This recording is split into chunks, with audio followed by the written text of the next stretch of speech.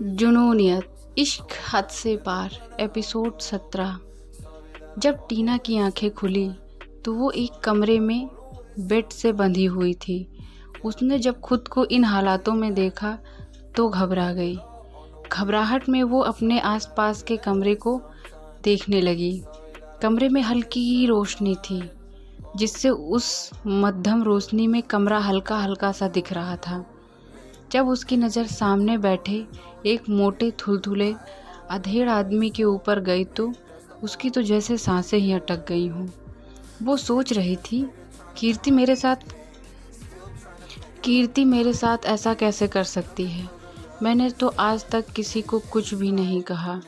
हे महादेव, मेरे साथ ही ऐसा क्यों होता है। मैंने तो कभी किसी के साथ बुरा किया भी नहीं, हमेशा से आपकी दिल से पूजा की है। अगर आज मेरे साथ ऐसा हुआ तो मैं जीते जी मर जाऊंगी। उधर वो बुढ़ा अपनी गंदी बत्ती सी दिखाते हुए बोला, मैं तुम्हारे होश में ही आने का इंतज़ार कर रहा था। तुम तो बहुत ही ज़्यादा खूबसूरत हो। आज तक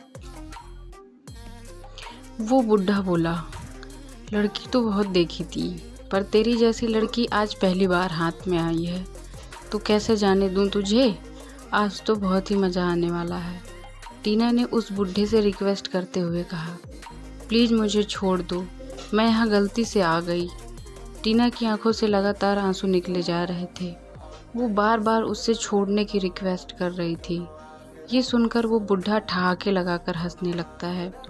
मैं अपने हाथ में आया हुआ इतना बड़ा और इतना अच्छा मौका कैसे जाने दे सकता हूँ। तू चिंता मत कर, तू मेरे साथ कोऑपरेट कर, मैं तुझे बिल्कुल भी तकलीफ़ नहीं होने दूँगा।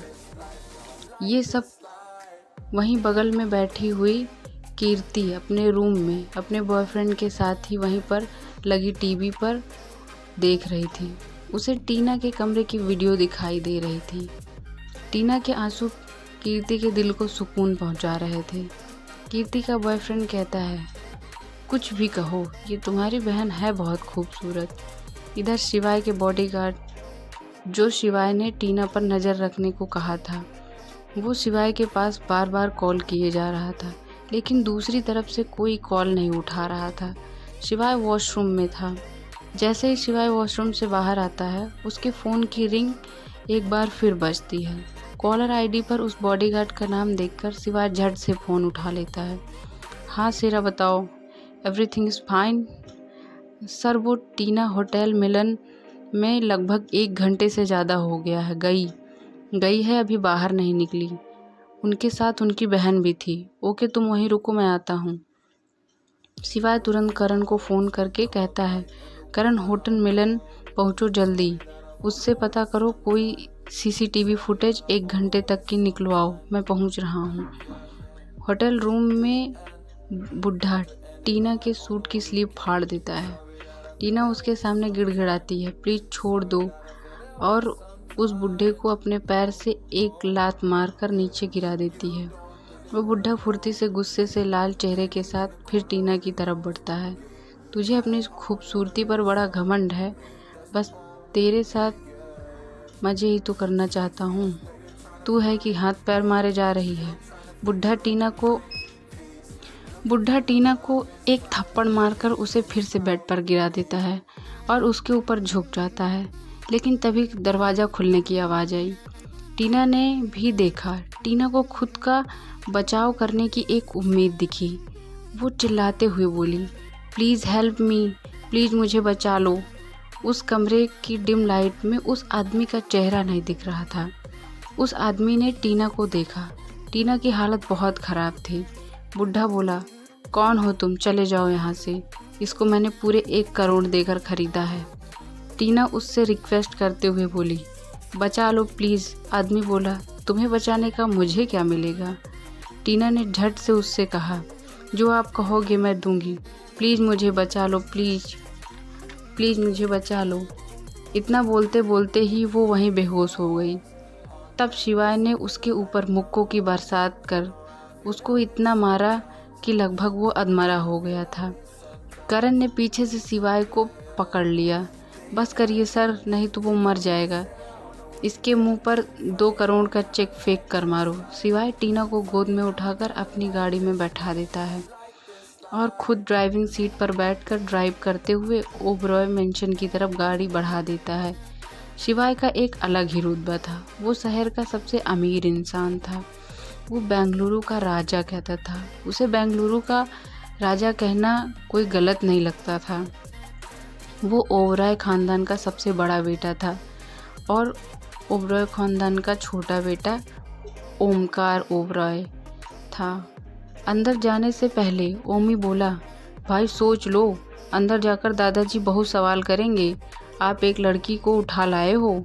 शिवाय ने उसे घूर कर देखा। शिवाय टीना को लेकर अंदर जा चुका था। उसके दादाजी लिविंग रूम में ही उसका वेट कर रहे थे। वो हमेशा ऐसा ही करते थे जब तक उसके दोनों पोते घर न आ जाएं।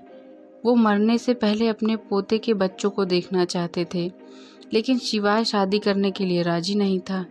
शिवाय के दादाजी ने देखा उसका पोता एक लड़की को उठाकर ला रहा है। उसका पोता तो हमेशा लड़कियों से दूर रहता था। पता नहीं क्या प्रॉब्लम थी। उसके पीछे बाकी सब लोग भी आए।